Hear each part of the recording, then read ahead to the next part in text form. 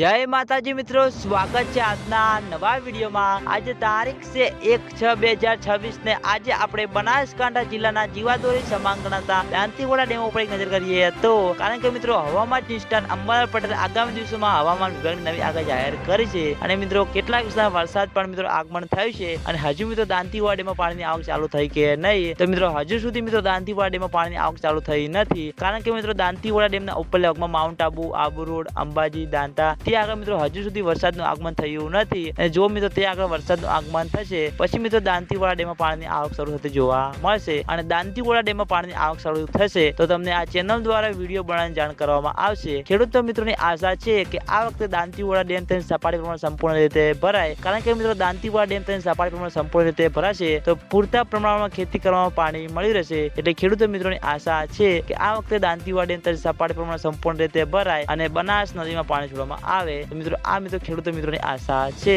અને આજના વિડીયોમાં આટલું હતું। આજનો વિડીયો તમને બધાને કેવો લાગે છે કોમેન્ટ કરી દેજો અને ચેનલ ઉપર નવા હોય તો સૌથી પહેલા વિડીયોને લાઈક કરી દેજો, કોમેન્ટ કરી દેજો અને ચેનલને સબસ્ક્રાઇબ કરવાનું ભૂલતા નહીં। તો મિત્રો જય માતાજી।